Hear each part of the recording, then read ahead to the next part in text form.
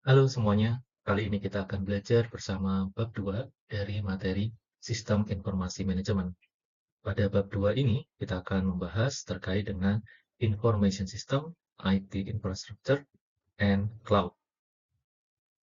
Sebelumnya saya sampaikan bahwa materi ini diambil dari buku Information Technology for Management dari Turban et al. Tahun 2021.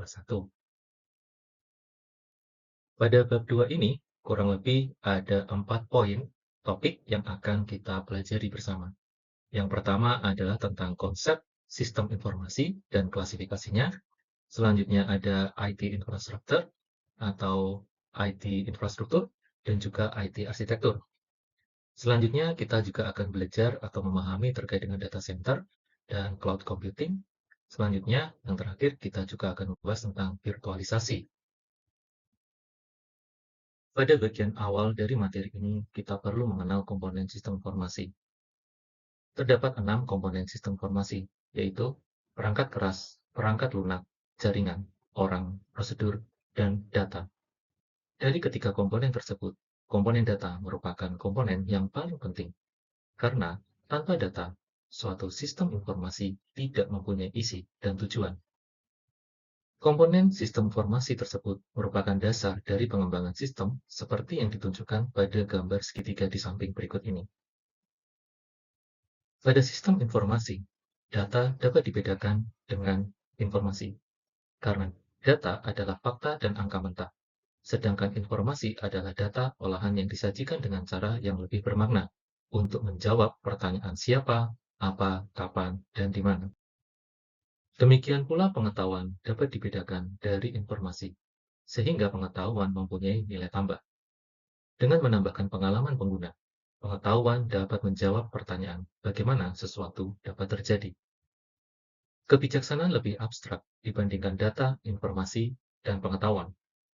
Kebijaksanaan akan menambah nilai pada data, informasi, dan pengetahuan dengan meningkatkan efektivitas organisasi dengan cara menjawab pertanyaan "mengapa" yang berdasarkan keahlian pengguna dan pengalaman masa lalu dalam situasi tertentu.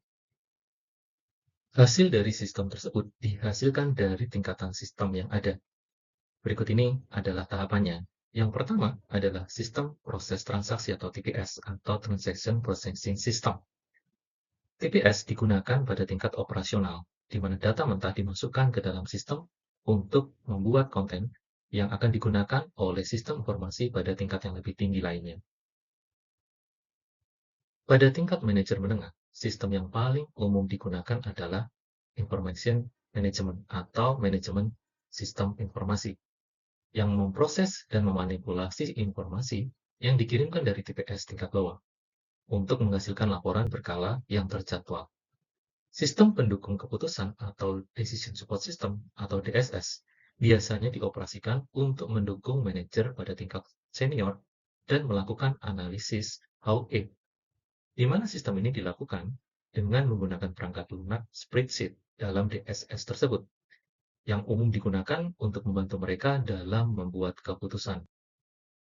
Pada tingkat puncak, manajer diberi sistem informasi eksekutif atau EIS, Executive Information System, yang menggunakan dashboard dan antarmuka grafis lainnya untuk menunjukkan tren secara visual dari waktu ke waktu, guna membantu dalam penetapan strategi dan pengambilan keputusan eksekutif di tingkat yang lebih strategis.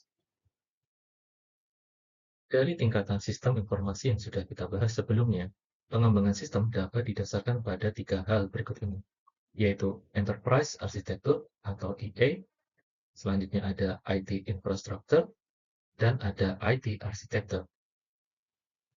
Secara mendasar, Enterprise Architecture dapat dipahami sebagai suatu konsep dasar pengembangan sistem informasi yang sifatnya strategis dan mendasar di dalam suatu organisasi. Tujuan utamanya adalah bagaimana IT atau aset teknologi itu dapat memberikan value, nilai bagi organisasi. Sedangkan IT infrastruktur adalah terkait lebih pada hal-hal yang sifatnya aset, teknis, teknologi secara fisik yang digunakan oleh organisasi. Dan IT arsitektur itu lebih kepada guidance atau arahan bagaimana teknologi akan dikembangkan, diadakan dengan tujuan untuk mendapatkan apa yang diinginkan atau yang dibutuhkan oleh organisasi. Intinya mudahnya adalah tentang bagaimana IT dapat dikelola. Bagaimana hubungan antara IT infrastruktur, IT arsitektur, dan enterprise arsitektur? Berikut penjelasannya.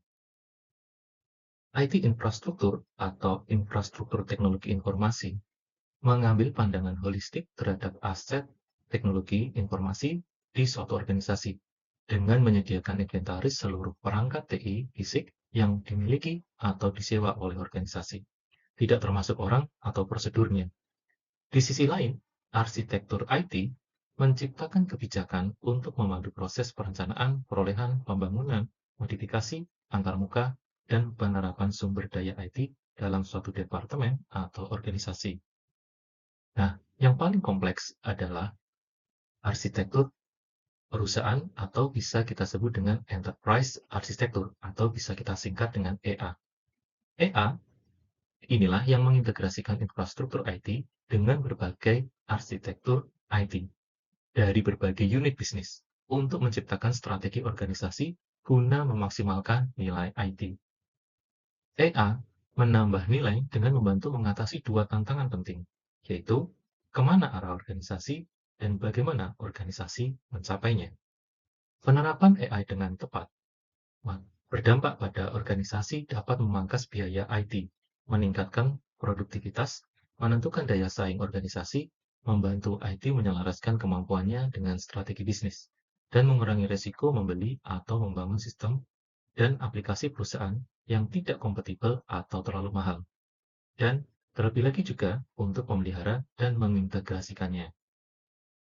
Intinya, infrastruktur IT adalah terkait dengan bagaimana menginventarisasi perangkat IT secara fisik, sedangkan arsitektur IT adalah terkait dengan bagaimana memandu perolehan, penggunaan, dan pembuangan perangkat tersebut.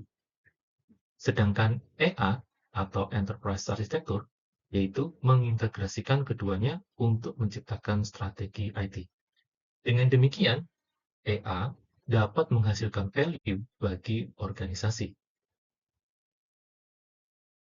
Bagaimana hubungan antara enterprise arsitektur dan sustainability dalam organisasi? Untuk memahaminya, kita perlu mengingat kembali bahwa EA atau enterprise arsitektur akan mengintegrasikan IT infrastruktur dan IT arsitektur. Oleh karena itu, kita perlu memahami apa saja komponen dari EA. Komponen EA yang pertama adalah bisnis arsitektur, selanjutnya aplikasi arsitektur. Kemudian ada informasi arsitektur, dan yang terakhir adalah teknologi arsitektur. Dengan organisasi mengembangkan enterprise arsitektur yang tepat, maka organisasi akan mengintegrasikan semua poin atau komponen bisnis dan teknologi. Dengan demikian, akan dicapai bahwa teknologi dapat mendukung ketercapaian tujuan bisnis dalam organisasi. Atau biasanya kita sebut dengan alignment atau kesesuaian antara teknologi yang digunakan dengan tujuan bisnis organisasi. Dengan demikian, sustainability dari teknologi yang diadopsi itu dapat dicapai. Setelah kita mengetahui tentang enterprise architecture, maka pemahaman selanjutnya terkait dengan bab ini adalah data center dan cloud computing. Secara tradisional, pusat data atau data center berlokasi di lokasi yang terhubung dengan jaringan area lokal untuk memungkinkan perusahaan membatasi akses ke aplikasi dan informasi hanya untuk karyawan internal yang berwenang. Dalam sistem cloud, data disimpan di situs pihak ketiga dan dapat diakses oleh siapa saja yang memiliki izin akses yang sesuai. Untuk mengurangi biaya dan meningkatkan kelincahan, kepatuhan terhadap kebijakan, dan keamanan, organisasi beralih ke pusat data yang berbasis pada perangkat lunak yang memberikan nilai lebih bagi organisasi dengan meningkatkan keamanan, meningkatkan keselarasan infrastruktur dengan tujuan bisnis, dan menyediakan aplikasi yang lebih cepat. Bagaimana dengan teknologi cloud atau komputasi awan? Komputasi awan memberikan sumber daya komputasi dan penyimpanan yang terukur sebagai layanan kepada pengguna akhir melalui jaringan. Public cloud membuat sumber daya tersedia untuk masyarakat umum yang dapat diakses melalui internet. Sedangkan private cloud membatasi pembagian sumber daya kepada orang-orang dalam organisasi melalui jaringan pribadi dan menawarkan keamanan dan kontrol yang lebih kuat dari industri untuk industri yang diatur dan data sensitif perusahaan.